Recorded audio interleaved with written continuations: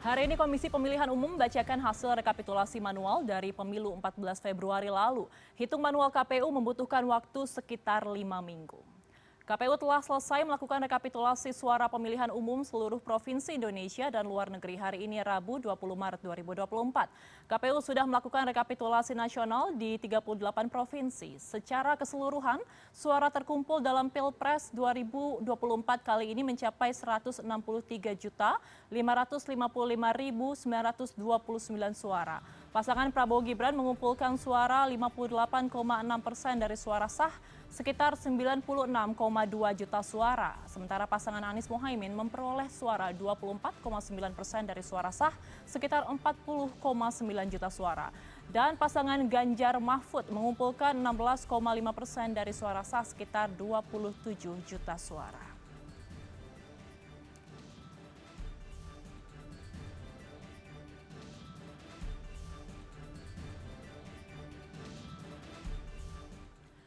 Komisi Pemilihan Umum telah merampungkan rekapitulasi suara tingkat nasional. Hasilnya, pasangan Prabowo Gibran unggul di 36 dari 38 provinsi. Namun pesta demokrasi kali ini memicu berbagai ketegangan politik dan dugaan kecurangan hingga kubu 01 dan 03 menyatakan siap menggugat ke Mahkamah Konstitusi. Untuk membahasnya lebih lanjut, bergabung bersama kami Ferry Amsari, pakar hukum tata negara Universitas Andalas, dan Ciko Hakim, juru bicara TPN Ganjar Mahfud. Selamat malam Bapak-Bapak, apa kabar? Alhamdulillah, malam. Alhamdulillah baik. Saya ingin ke Bang Ciko terlebih dahulu. Bang Ciko, ini sudah ditetapkan oleh KPU bahwa pasangan Prabowo Gibran unggul dalam kontestasi Pilpres 2024. Tanggapan dari TPN Ganjar Mahfud seperti apa? Apakah sudah menyiapkan langkah-langkah hukum ke depannya ke Mahkamah Konstitusi?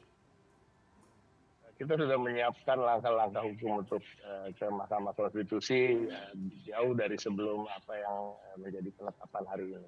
Tentunya kita mengetahui bahwa walaupun ini sudah dikatakan sebagai penetapan dari KPU, ini belum bisa dikatakan sebagai presiden dan wakil presiden terpilih. Karena masih ada tahapan-tahapan lain yang bisa ditempuh dari paslon-paslon lain untuk menggugat hasil melalui Mahkamah Konstitusi. Itu yang pertama. Yang kedua, tentunya ini tidak sesuai dengan satu harapan kami dari TPN Ganjar Mahfud yang betulnya berharap untuk menang. Yang kedua, tidak sesuai dengan usaha kami, tidak berbanding lurus dengan usaha kami hasilnya. Dan yang ketiga, tidak sesuai dengan cerminan bagaimana antusiasme masyarakat menyambut kampanye-kampanye kami di daerah dan mungkin juga door-to-door maupun tatap muka dengan para pemilih yang kita sudah lakukan dan hitungan-hitungan yang kita lakukan dari sebelum hari pencoblosan. Tapi kita mengetahui bahwa pemilu kali ini juga dianggap ada pemilu paling brutal yang mana melibatkan kekuasaan yang menggunakan segenap kekuatannya melalui aparat-aparat dan juga melalui penyelewengan anggaran negara yang digunakan untuk memenangkan salah satu paslon melalui politisasi bansos. Nah, hal-hal seperti ini masyarakat juga merasakan dan mengetahui, dan ini tercermin dari demonstrasi yang dilakukan oleh mahasiswa, oleh tokoh-tokoh budayawan maupun juga kelompok-kelompok masyarakat sipil dan masyarakat di akar rumput yang tentunya yang sangat disayangkan adalah tidak banyak diekspos oleh media. Saya juga tidak mengerti kenapa, tapi kita juga mengetahui kemunduran demokrasi ini bukan hanya terkait dengan angka-angka dan suara-suara yang tadi ditetapkan oleh KPU, tetapi juga apa yang terjadi di balik itu. Nah, ini yang harus diselesaikan dan bisa diselesaikan melalui Mahkamah Konstitusi maupun juga jalur hak angket yang tentunya harapan kami akan berlanjut dan berjalan, dan juga kami mengetahui bahwa ini juga menjadi harapan masyarakat.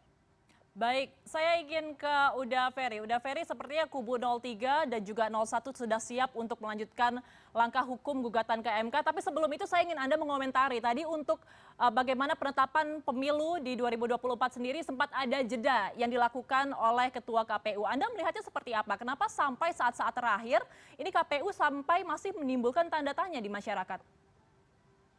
Ya, banyak hal ya yang dipertanyakan dari sikap KPU terkait proses.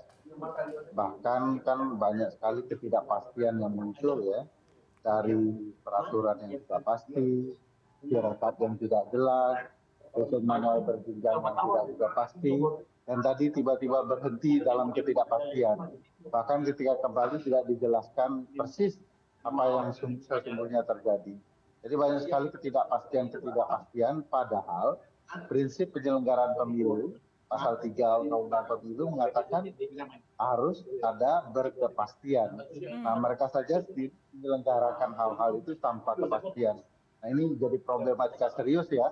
Dan bagi saya bisa bisa digunakan oleh pihak-pihak yang merasa dirugikan kalau penyelenggaraan pemilu itu tidak taat kepada azas pemilu dan prinsip penyelenggaraan pemilu, baik yang ada di pasal 22E Undang-Undang Dasar maupun pasal 3 Undang-Undang Pemilu. Ya.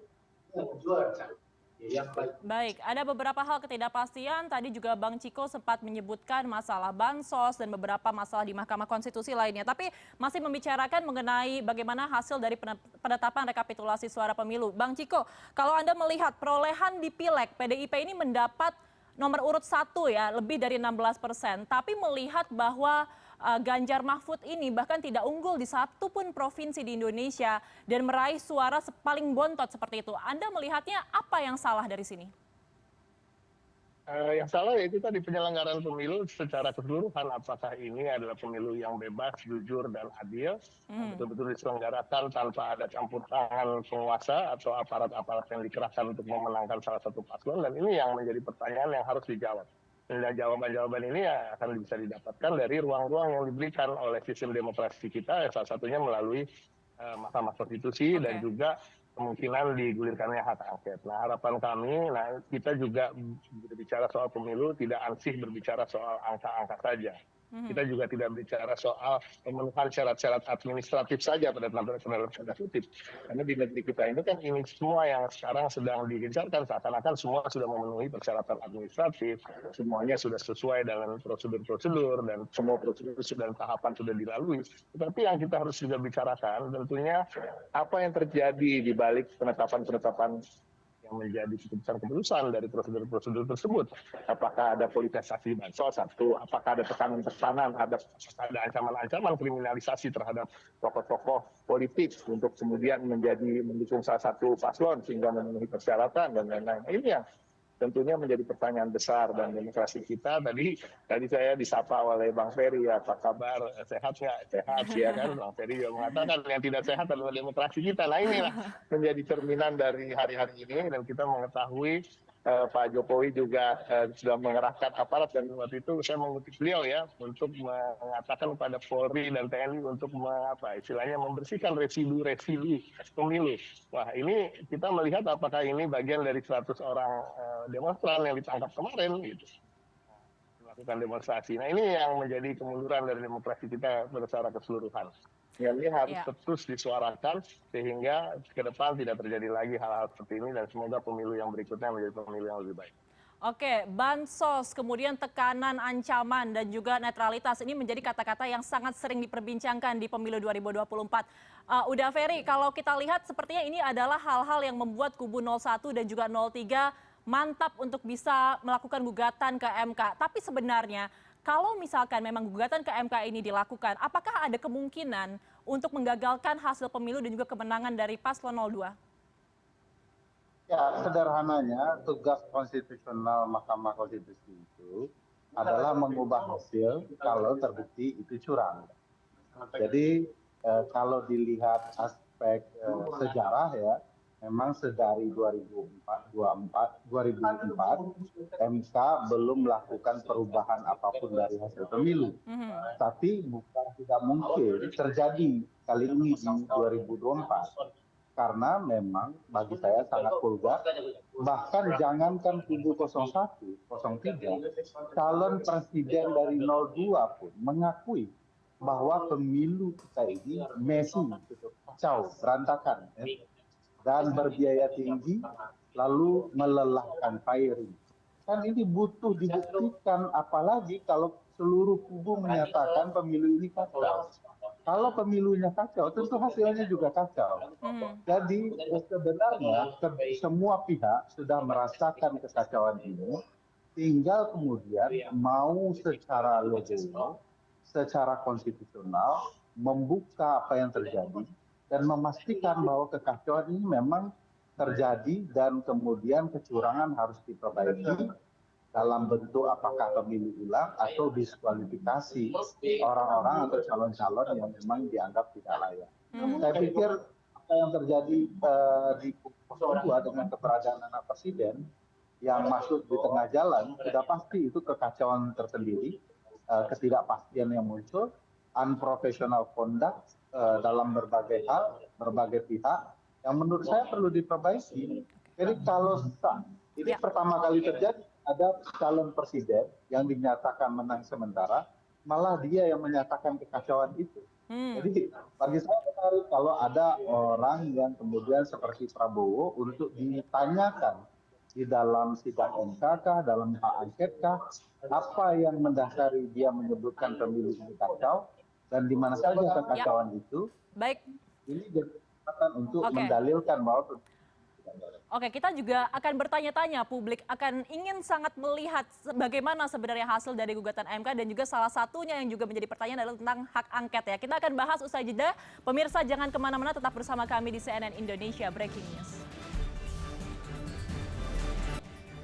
Anda masih bersama kami di CNN Indonesia Breaking News, dan kita masih akan membahas mengenai bagaimana gugatan pasca penetapan rekapitulasi suara tingkat nasional oleh KPU bersama Ferry Amsari dan juga Ciko Hakim. Saya ingin ke Uda Ferry kembali. Uda, tadi kalau misalkan katanya Anda memprediksi bahwa ini tidak akan mengubah hasil dari pemenangan atau kemenangan dari Prabowo Gibran. Lalu dengan konstelasi politik seperti sekarang, di mana kita tahu MK ini sempat bermasalah kemarin, sempat dibentuk MK-MK dan juga pergantian ketua MK, apa sebenarnya output yang paling mungkin terjadi saat ini? Aku malah bilang bahwa tugas MK itu mengubah hasil. Oke. Jadi secara konstitusional MK mestinya kalau mampu terbukti dalam sidang itu bahwa telah terjadi pelanggaran yang luar biasa yang semestinya berkaitan dengan hasil, ya MK punya kewajiban konstitusional untuk mengubah hasil, kan gitu ya. Dan kalau kita lihat ya, vulgarnya kecurangan yang terjadi masif sekali, bahkan terbuka kecurangan itu terjadi di banyak kalangan, mestinya ya MK bisa mengubah hasil.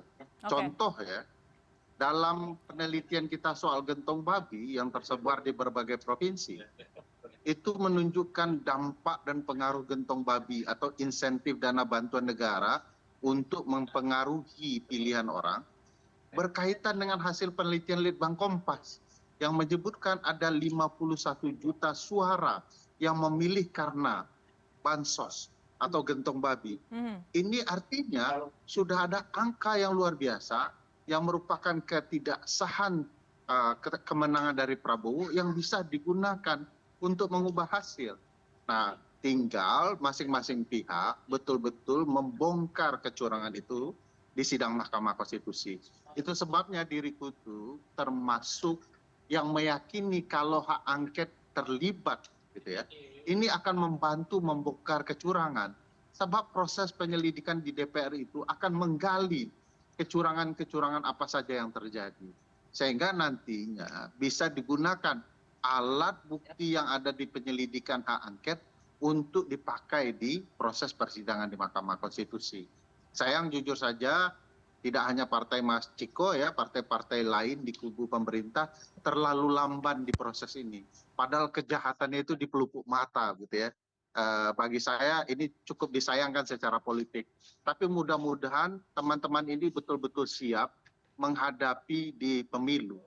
Kalaupun kita mau lihat, seluruh azas penyelenggaraan pemilu bisa digunakan telah terjadi pelanggaran azas pemilu. Misalnya azas jujur dan adil di Undang-Undang Dasar.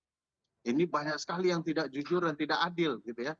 Fasilitas negara hanya dipergunakan untuk satu calon tertentu saja.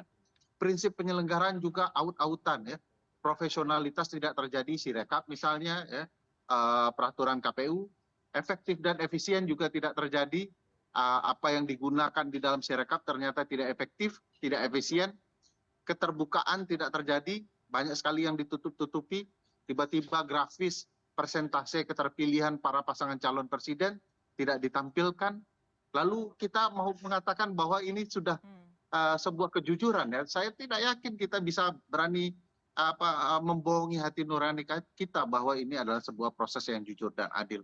Bagi saya autan out-outannya proses penyelenggaraan pemilu adalah bukti tersendiri yang harus dibawa ke Mahkamah Konstitusi untuk kemudian mengubah hasil pemilu.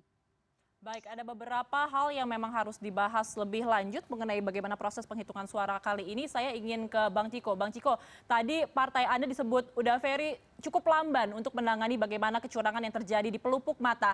Apa yang Anda akan lakukan dan partai Anda strateginya seperti apa untuk menghadapi ini? Apakah nanti pembahasan mengenai kecurangan pemilu akan dibahas di angket di DPR RI atau seperti apa strateginya? Sebenarnya satu hal ya, saya mengapresiasi tentunya kritik dari Bung Ferry sendiri, karena juga kami di partai kami, ada sebagian dari kami juga yang ingin begitu terburu-buru untuk melakukan tindakan-tindakan itu. Tetapi kembali tentunya ada hitungan-hitungan tersendiri bila dalam politik, tetapi tetap pada jalur yang sebenarnya sama dengan keinginan dari masyarakat maupun tokoh-tokoh masyarakat dan kelompok masyarakat sipil, bahwa kami akan menggunakan ruang demokrasi ini semaksimal mungkin untuk bisa membongkar semua kejanggalan dan kecurangan serta pelanggaran-pelanggaran di pemilu ini. Dan saya mengutip apa yang disampaikan oleh Mas Arya Bima ketika memulai sidang paripurna pasca reses kemarin, yang beliau mengatakan yang pertama tentunya kita memaksimalkan fungsi-fungsi DPR dan komisi untuk memeriksa aparat-aparat pemerintah dan menanyakan hal-hal yang terkait dengan pemilu. Dan ini sudah dilaksanakan. Satu hal, Bu Risma juga sudah dipanggil terkait dengan bansos, terkait dengan dugaan politisasi bansos itu sendiri, dan juga sudah disampaikan oleh Bu Risma bahwa ternyata Kemensos itu hanya diberi ruang untuk membagikan sebesar 78 triliun dari 497 triliun yang ada. Nah, ini juga menjadi temuan baru bagi masyarakat tentunya, biar masyarakat juga selama ini yang selalu kelabui oleh pernyataan-pernyataan dari paslon lain yang mengatakan bahwa tapi kan bansos itu ada di bawah Kemensos, dan kenyataannya ternyata tidak sepenuhnya seperti itu. Yang kedua tentunya juga Bu Sri Mulyani juga sudah menyampaikan di DPR bahwa realisasi bansos itu sudah melebihi 100% di awal tahun ini. Dan ini juga menjadi suatu kejanggalan tersendiri. Nah, satu hal lagi, kita juga bicara soal anggaran yang dianggarkan lebih tinggi daripada masa-masa sebelumnya terkait dengan bansos. Nah, terkait dengan hak angket tentunya tetap menjadi salah satu prioritas untuk digulirkan, dan ini di PDI Perjuangan kami semua sudah siap dengan naskah akademik, sudah siap dengan segala argumen-argumen dan bukti-bukti dan apapun yang dibutuhkan untuk menginvestigasi pelanggaran pemerintah dalam menyelenggarakan atau menjalankan undang-undang, dan itulah yang dinamakan hak angket itu sendiri. Gongnya adalah tentunya perintah dari Ketua Umum kami, Bu Megawati Soekarno Putri, yang kita masih menunggu, anggota kami di PDI Perjuangan menunggu, dan bisa dipastikan bila itu sudah digongkan, sudah gong untuk go-nya sudah dibunyikan, tentunya tidak akan ada satupun anggota fraksi PDI Perjuangan tidak akan menandatangani. Nah, yang kedua tentunya kembali lagi partai politik seharusnya memang bertindak sesuai dengan aspirasi masyarakat, bukan keinginan elit per elit. Dan tapi tentunya Ibu Megawati Soekarno Putri masih mempunyai hitungan-hitungan sendiri dan momentum yang tepat untuk mengatakan let's go ahead with this angket. Tapi kembali lagi soal Mahkamah Konstitusi, tentunya itu juga menjadi prioritas kami. Dan seperti dikatakan Bung Ferry tadi, emang tugas MK adalah mengubah hasil. Kalau nggak salah, bahkan ini pernah terjadi di pilkada ya. Kalau nggak salah pernah terjadi di pilkada, dan dibatalkanlah kemenangan dari salah satu kandidat, dan akhirnya hasilnya pun berubah. Mudah-mudahan institusi kali ini berani mengambil sikap. Bang Ciko, kalau kita mengutip pernyataan Anda tadi, PDIP ini sebenarnya sudah yakin untuk menggulirkan hak angket di DPR, tapi masih menunggu perintah dari Ketua Umum Anda, Bu Mega. Apa sebenarnya yang ditunggu oleh Bu Mega? Kenapa masih menunggu waktu yang tepat? Apa pertimbangannya? Kalau itu nggak bisa ditanyakan ke saya. Pertanyaan itu sendiri sudah jelas kan. Apa yang ditunggu oleh Bu Mega artinya bisa ditanyakan oleh Bu Mega itu sendiri. Tetapi tentunya kita mengetahui bahwa Ibu Megawati Soekarno Putri itu bukan track recordnya adalah track record seorang pemberani ya. Bukan track record orang yang mundur dalam pertempuran dan akhirnya never back down lah kalau bicara soal battle gitu dalam demokrasi ya. Kita juga mengetahui track record beliau, dan harapan kita tentunya kalau kita menilai seseorang kan dari rekam jejaknya, dengan rekam jejak beliau yang begitu panjang dalam membela demokrasi dan memperjuangkan demokrasi di Indonesia, mudah-mudahan dalam waktu dekat beliau akan memberikan keputusan. Oke, masih wait and see ya, terutama dari naskah akademiknya tadi seperti yang Anda katakan. Saya ingin ke Uda Ferry. Uda Ferry, kalau misalkan kita melihat dari proses hak angket ini, ada sebagian kalangan masyarakat yang menyatakan bahwa ini layu sebelum berkembang. Anda melihatnya seperti apa? Kenapa sampai ada pernyataan seperti itu, tanggapan seperti itu? Ya, karena hilal Ramadan sudah dari beberapa hari, hilal angket yang tidak terlihat-lihat ya. Itu yang membuat ini, karena kalau mau bicara angket kan usulnya gampang sekali, 25 orang lebih dari satu fraksi. Nah, kalau mau mengerjakan usul saja terlebih dahulu udah selesai Uda Ferry, mohon maaf harus saya potong sebentar karena kita akan mengikuti pernyataan pers dari Gedung Komisi Pemilihan Umum. Pemirsa, kita lihat bersama. Alhamdulillahirrahmanirrahim.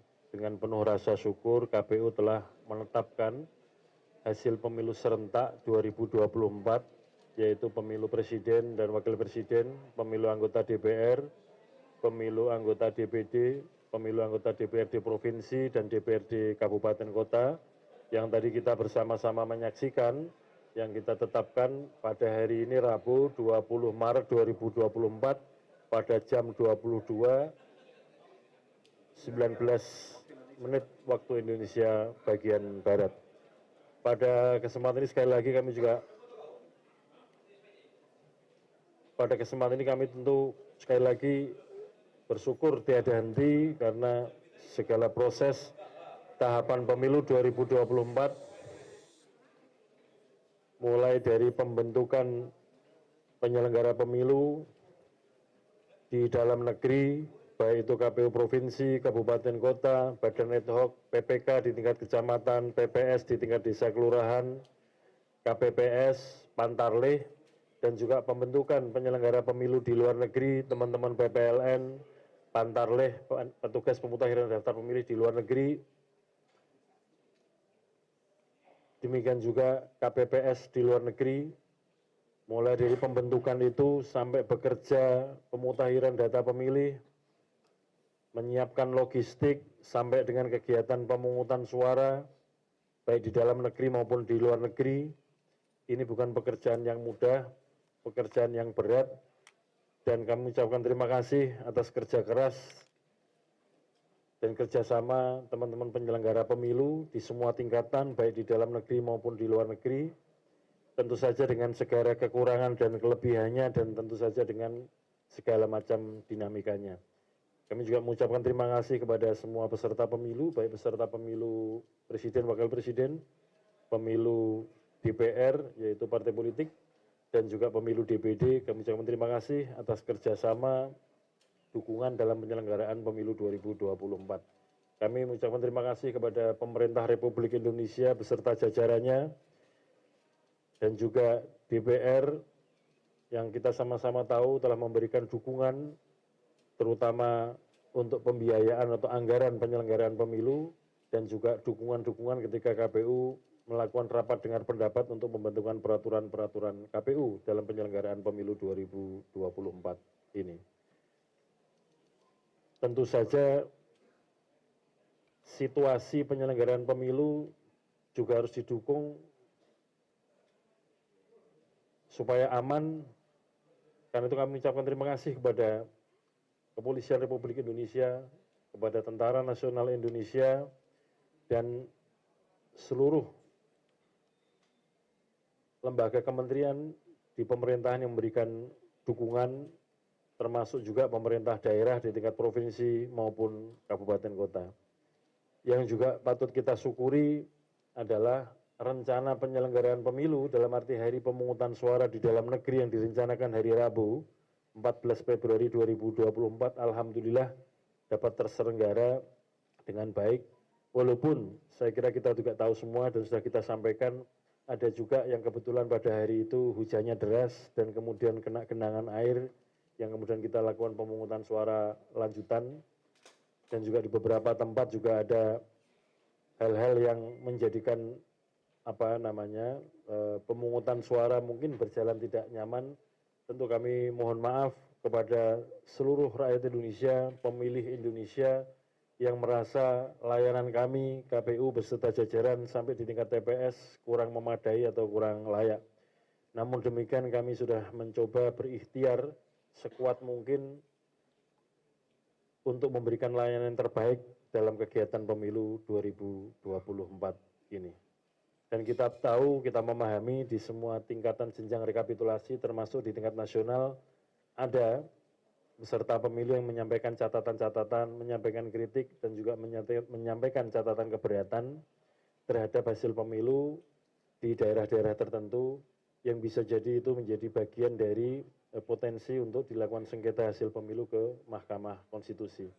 Dengan begitu KPU terhitung sejak tadi penetapan hasil pemilu nasional secara nasional tanggal 20 Maret 2024 jam 22.19 tadi, maka sejak saat itu 3 kali 24 jam peserta pemilu yang akan mengajukan komplain keberatan atau sengketa terhadap hasil pemilu terhitung sejak saat itu mulai mendaftarkan diri ke Mahkamah Konstitusi. Maka kami juga harus mempersiapkan segala sesuatunya, berbagai macam potensi sengketa yang akan dibawa ke Mahkamah Konstitusi. Sebagai bentuk pertanggungjawaban KPU dalam menyelenggarakan pemilu 2024 ini. Kepada teman-teman media, pemimpin redaksi, redaktur pelaksana, juga teman-teman jurnalis yang setiap hari meliput kegiatan pemilu, apakah itu di kantor KPU Pusat, di kantor KPU Provinsi, Kabupaten Kota maupun di lapangan, tentu berbagai macam berita, catatan, kritik tajam kepada KPU, semuanya pasti akan bermanfaat dan ada hikmahnya bagi kami. Dan itu menjadi catatan evaluasi, catatan perbaikan bagi kami dari waktu ke waktu, dari tahapan ke tahapan. Kalau tidak ada laporan, liputan dari teman-teman media juga mungkin ada keterbatasan kami untuk menjangkau situasi apa yang terjadi di tingkatan lapangan, di masyarakat. Nah, kalau ada catatan berita dari teman-teman media, teman-teman jurnalis, ini tentu menjadi satu masukan yang baik bagi kami untuk segera melakukan respon-respon cepat dan positif untuk kemudian supaya kegiatan kepemiluan kita di 2024 ini berjalan dengan baik. Saudara sekalian, yang penting juga untuk kita segera songsong adalah Pilkada 2024 yang rencananya pemungutan suara akan digelar pada hari Rabu tanggal 27 November 2024. Dalam beberapa waktu ke depan, di awal April 2024 ini, bagi warga negara Indonesia yang akan mencalonkan diri sebagai kepala daerah, apakah itu gubernur, bupati, wali kota, melalui jalur perseorangan, itu sudah mulai bisa menyampaikan bukti dukungan untuk pencalonan dalam pilkada baik gubernur maupun bupati wali kota yang di tahun 2024 ini. Sehingga dengan begitu kami di KPU selain menuntaskan kegiatan-kegiatan tahapan pemilu 2024 juga mulai memasuki tahapan pilkada 2024. Saudara sekalian, bahwa nanti setelah KPU mendapatkan konfirmasi dari Mahkamah Konstitusi tentang apakah ada sengketa hasil pemilu, kemudian kalau ada itu pemilu jenis apa, itu menjadi dasar bagi KPU untuk melangkah kepada tahapan pemilu berikutnya. Nanti bagi daerah-daerah, apakah itu provinsi, kabupaten, kota, yang tidak ada perkara yang diregister sengketa hasil pemilu di Mahkamah Konstitusi, bisa kemudian segera melanjutkan tahapan berikutnya, yaitu penetapan perolehan kursi untuk pemilu DPRD provinsi dan kabupaten kota, dan juga penetapan calon terpilih untuk pemilu DPRD dan DPRD kabupaten kota. Namun demikian sekiranya ada perkara-perkara yang diregister dan harus diperiksa melalui persidangan-persidangan di Mahkamah Konstitusi, maka tahapan itu belum bisa dilaksanakan. Jadi harus menunggu konfirmasi positif bahwa hasil pemilu itu mendapatkan pengakuan, hasil pemilu dalam arti suara ya, itu yang menjadi dasar untuk melakukan konversi pada tahap berikutnya menjadi perolehan kursi dan calon terpilih. Saya kira itu yang dapat kami lakukan dan tentu saja itu yang dapat kami sampaikan pada kesempatan ini. Sekali lagi, kami atas nama KPU mengucapkan terima kasih kepada seluruh warga Indonesia, seluruh pemilih Indonesia baik di dalam maupun luar negeri, Kami ucapkan terima kasih kepada sahabat-sahabat, kawan-kawan yang terlibat sebagai penyelenggara pemilu, baik di jajaran KPU, di dalam maupun luar negeri, dan juga jajaran penyelenggara pemilu lainnya, yaitu Badan Pengawas Pemilu maupun Dewan Kehormatan Penyelenggara Pemilu. Kami mohon maaf sebesar-besarnya sekiranya dalam layanan kami, karena KPU ini adalah lembaga layanan yang melayani dua pihak, yaitu melayani rakyat untuk dapat menggunakan hak pilih, dan melayani peserta pemilu dalam kontestasi pemilu 2024 ini. Sekiranya ada yang kurang berkenan atau layanan ada yang kurang-kurang, tentu saja sekali lagi dengan tulus kami mohon maaf sekiranya layanan tersebut belum memuaskan. Dan tentu saja catatan, kritik, dan juga komentar akan kami jadikan bahan untuk evaluasi ke depan, terutama untuk pemilu yang terdekat, yaitu Pilkada 2024, dan nanti secara besar juga akan dijadikan bahan untuk evaluasi pemilu 2024 ke depan. Saya kira demikian yang dapat kami sampaikan.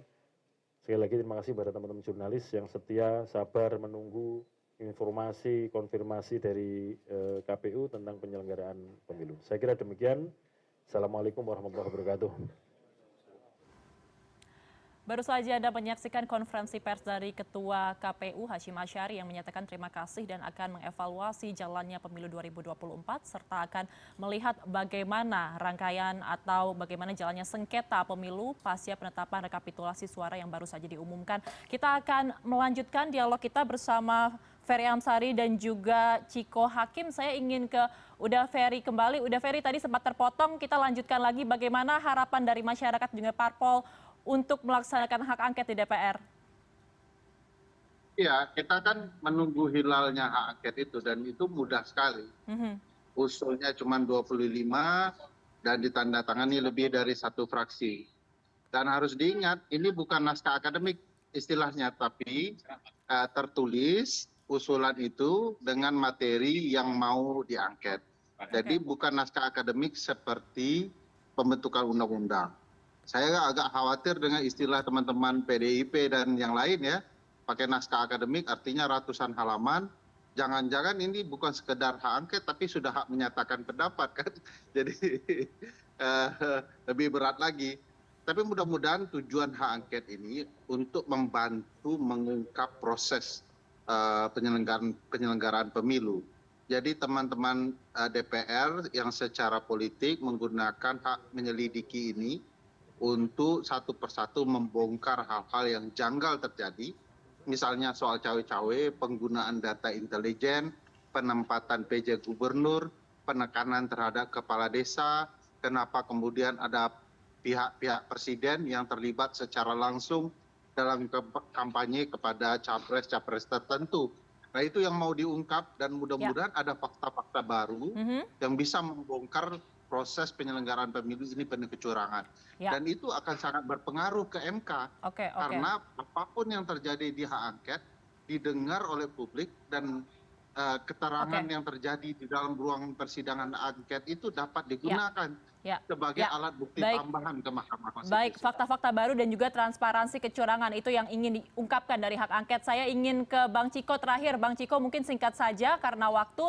Bang Ciko, kalau dari PDIP sendiri menyatakan telah solid untuk bisa menggulirkan hak angket. Tapi bagaimana dengan parpol di koalisi Ganjar Mahfud yang lainnya, terutama P3 ini kan tidak lolos parlemen seperti itu. Apakah juga solid untuk menggulirkan hak angket atau seperti apa? Secara waktu dari hasil pertemuan PPN yang digelar, yang dihadiri oleh ketua umum partai politik pendukung Ganjar Mahfud, semuanya masih solid dan waktu itu rapat kebetulan dipimpin oleh ketua umum kami, Ibu Megawati Soekarno Putri, dan solid salah satunya selain menggulirkan gugatan ke MK juga, ya, itu yang pertama. Yang kedua saya ingin mengapresiasi juga para tokoh masyarakat, para akademisi seperti Bu Ferry Amsari sendiri dan juga masyarakat di akar rumput yang sesungguhnya bersama kami berada di jalur yang sama, we're on the same track, yaitu untuk membongkar segala kejanggalan dan pelanggaran-pelanggaran yang terjadi dalam pemilu ini. Harapan kami tentunya juga akan mengikuti apa yang menjadi suara-suara dari masyarakat yang mendorong kami untuk menggulirkan angket dan menggunakan ruang-ruang demokrasi yang sepenuhnya untuk bisa membongkar semua pelanggaran-pelanggaran kecurangan di pemilu. Baik. Semoga saja ini bisa dilaksanakan dalam waktu dekat. Baik, harapan kami sebagai masyarakat Indonesia juga untuk bisa menjadi saksi sejarah dari pemilu yang adil, jujur, dan juga transparan ya. Terima kasih atas informasi dan juga waktunya telah bergabung bersama kami, Ferry Amsari, pakar hukum tata negara Universitas Andalas, dan juga Ciko Hakim, juru bicara TPN Ganjar Mahfud. Selamat malam Bapak-Bapak, sehat selalu. Malam semua, sehat-sehat. Dan demikian CNN Indonesia Breaking News malam hari ini. Saya Ayu Rahmawati undur diri. Selamat malam.